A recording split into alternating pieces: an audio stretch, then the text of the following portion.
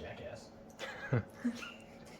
Alright, welcome back guys, Levi here. And today we're going to play some more Conflicted, the card game. Deck number 2, survival scenarios again. I'm here with the squad, +1. And Yo. Yep. Alright, so here's the rules.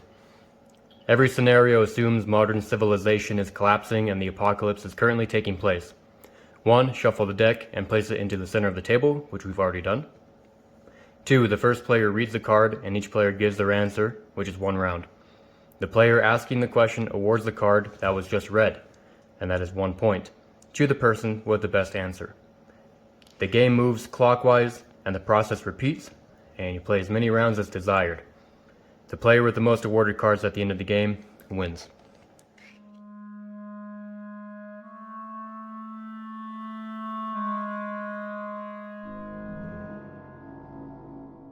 Martial law has been declared and police and military are going house to house looking for food, water, and other supplies to confiscate. Your supplies are well hidden and would not be found through normal questioning and searching procedures. However, the official coming to your house is a relative and knows what you have. He informs you that it is his duty to take your supplies or arrest you and your family. How would you address the situation? Do me like that, huh, Levi? I would never. Do I look like a bootlicker to you, Zeke? How would you address it? I think he fell down. A He hit his head a little too hard. 12-story flight of stairs that my house does not have. I've always stood firm on the what's mine is mine, you're not going to take it. I may have to have a serious discussion with said family member. I'm not handing my stuff over lightly. Yeah. Vacate. Fill up your bug out bags and bounce. Try your chances out. If you can. Try your chances out in the field. Your stash. Well, yeah, but I mean, at that point, it's a lost cause. Unless you're going to fight. Because you can't just kill this family member, because then they're going to know who did it. Well, I'm not saying kill him. Well, either way, you can't dispose of the family member. They can't have a slip at your house. Yeah.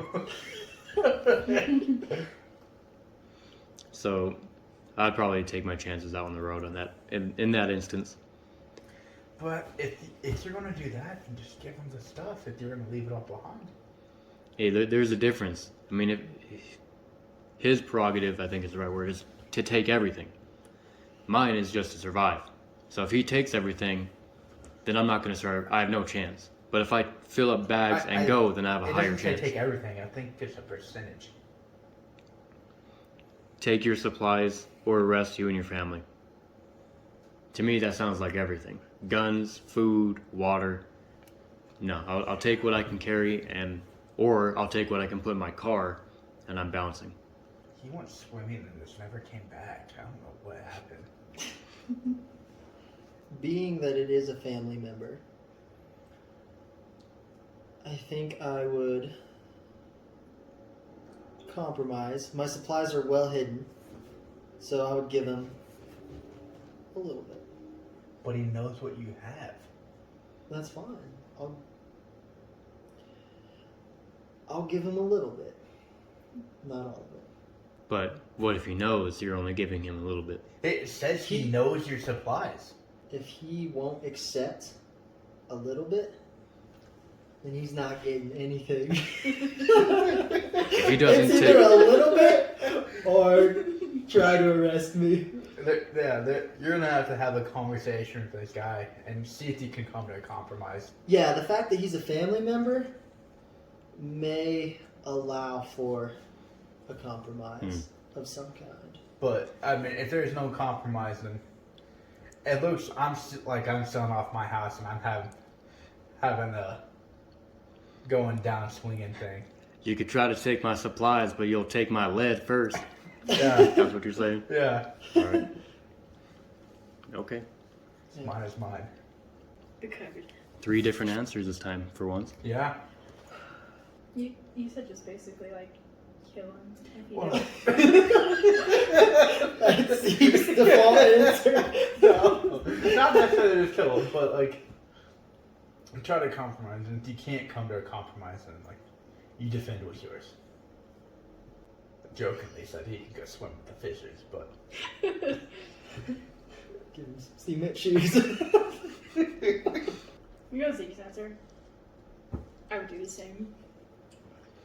Yeah, but you got Like, your... fight for what's yours instead of just packing up your bags and giving him what he wants. 'Cause Yeah. Yeah, but you got your family to think about too. you don't know when he's gonna like if he's gonna follow you and track you down and try to take but anything at the you same took time, already. like you're abandoning your stuff.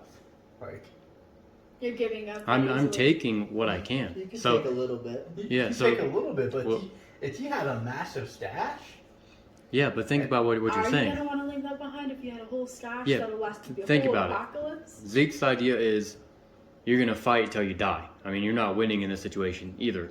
He is saying, like, basically try to find a compromise, which is probably not gonna work. So you're gonna lose all your stuff. Yeah, that's not. I'm at least saying you're gonna get some of your stuff, and you're gonna have a higher chance of survival out on the road. But no, But I it's see just one where I see where person, your though. loyalty is, It's like, one babe. person. If it's your whole family against one person, then He's gonna have backup. He works for the law or for police. He's gonna have backup. But all right, I see how it is. you would just give up that somewhat easily. salty. Yeah, I would take my stuff and If If the go. government came to your house today Well, here's the and deal. said we want everything, all of your weapons and everything, you would just give them up. Well, here's the I deal. would. Like in this situation, you're talking about like keeping your family alive. If that were to happen, like I'm at the point where, like if it's time to go and fight for my liberties, then I'll do that. But this is a post-apocalyptic scenario where your main goal is survival. Like the concept of having your liberty, like on a national scale, if that makes sense, doesn't really apply because the nation is broken at this point. But he Your has- rights are only what you can attain yourself by actually fighting for them and to the point where you can live another day. Think of it as Red Dawn, like the beginning of Red Dawn, when the communists come in and they basically get the kid to come back to the house to like get it. You're just gonna take what little you have and run away.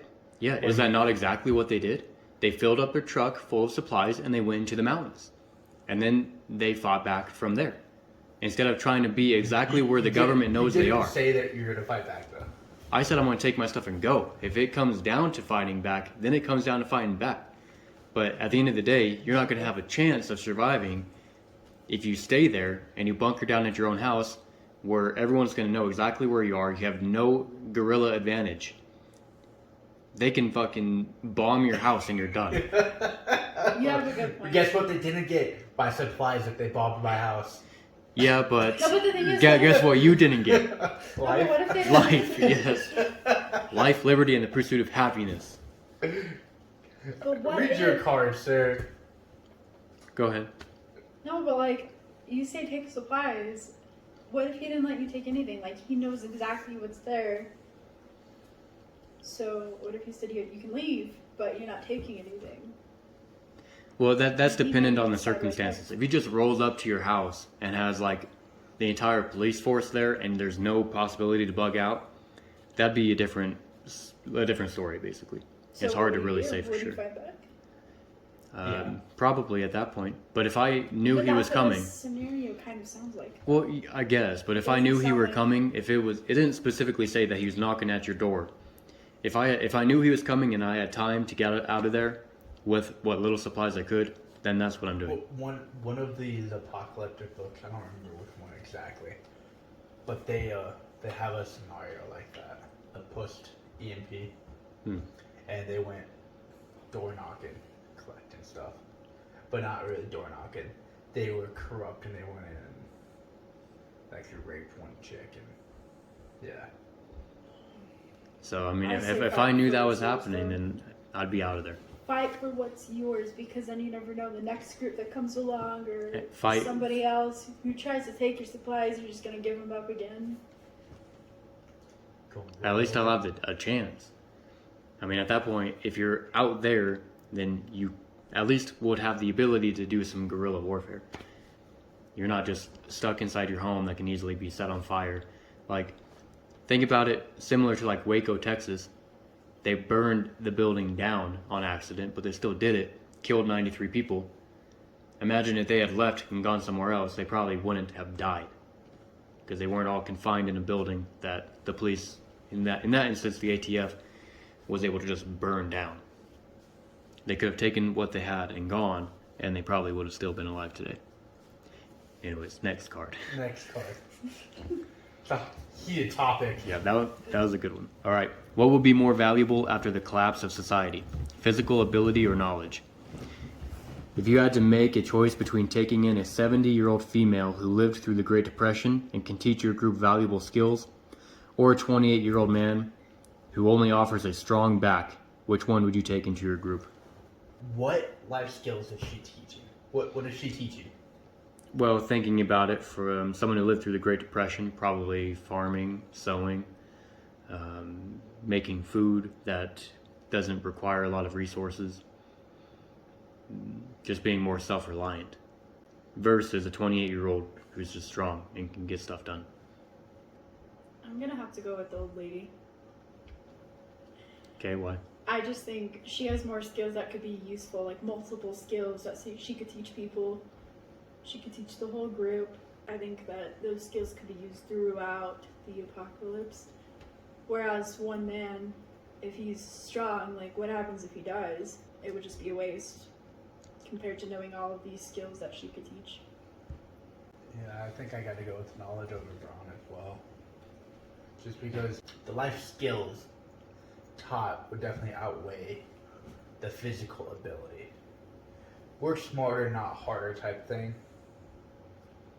I mean, she can teach simple life skills that will help improve our quality of life in the long term, opposed to the brawn in the immediate term. Then I would take that. Yeah, me as well. I think knowledge would be more valuable and probably more rare to find than just a strong hand. Okay. Well, And yeah. also, that's one less target. You know, if your group gets attacked, it's likely that an old helpless lady isn't going to be targeted. Which that's a good point, But because it's now also you counterproductive, Right. because then you don't have that extra person to guard. exactly. That's true. But you are equipped with knowledge that could be a better defense if you're better trained, if you're stronger because you're eating better food. It all depends on what she's teaching.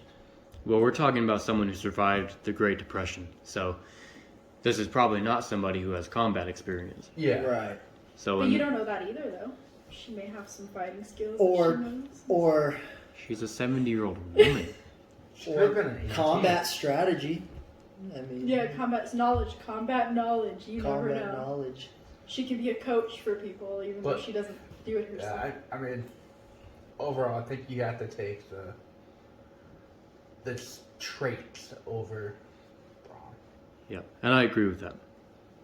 So someone give me a compelling argument over each other so I can decide who gets the card. Because she will help guide you into the future through your past.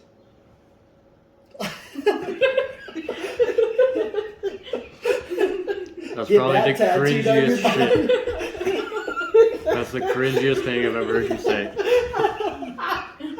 Say that one more time. She'll guide you to the future through her past. Yeah. Oh. Awful.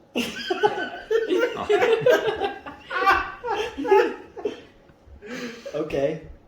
She probably knows how to make some really good baked goods. Okay. I think she would be useful if you were like living in the mountains or something. Maybe she would know how to make like Broken clothes off of just natural resources. She may also have knowledge on different types of foods and what herbs you can live off of and fruits and stuff. She'll have those survival instincts built into her already since she survived the Great Depression, so I think that's the best way to go. Okay. That last sentence is what won you the card. The main thing here, I think the reason that she'd be more valuable addition is because she probably knows how to actually grow stuff. Like, I'm not 28 obviously, but even still, I could get stuff done, but I don't know how to grow a garden very well. Like, that's the one thing I'm concerned about when shit hits the fan is I'm not really gonna know how to grow my own food in a way and preserve my own food in a way that's gonna actually last. So that's something that an older person who's done it before is how they're gonna be more beneficial to the group than someone like me who can shoot guns and might be good for security, but that's not sustainable. So yeah, I also agree that the old lady is the better choice. You and your best friend leave your families at a retreat to go investigate an early detection warning on the outskirts of your property. You have a negligent discharge and a .308 round goes through your friend's head, exploding it on exit. Do you tell your best friend's wife and kids that you killed him, or do you create a story about getting ambushed? Why do you choose the decision you make? Damn, And bro. was it an accident or did you do it on purpose? Yeah. Negligent accident. Accident. Okay. A careless discharge. That's a pretty fitting picture on the card. Going like that. That's rough, bro. What would you do? That's dark. That That's is dark. really rough. I would come clean about it because I could not live with a guilty conscience Yeah. about Me too. making such a serious mistake. I would come clean too. I would just tell her how it happened. It was completely on accident. And then I would basically try to be there for the family too. I wouldn't just want to like leave them. I mean, if they allowed it, I would actually like give them supplies, make sure they were taken care of. But I would have to tell them, just because, like you said, it'd be hard to live with. Yeah, and I would probably Conscious. like vow to become their sole provider and protector since I killed that. I'll step in place.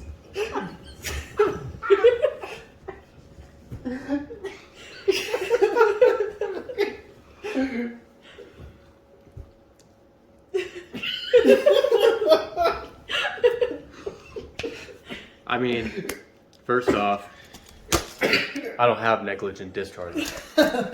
But, I mean, I'd have to agree. Like, I wouldn't be able to live with that. So I'm going to tell him too. So I'm not going to add anything to that. I agree. I'd do the same thing. Of course, you never know until you're in this situation. But yeah, for now, I'm going to say I agree. All right, guys. Well, this has been Conflicted, episode 2, really. And we're playing Deck 2 survival scenarios.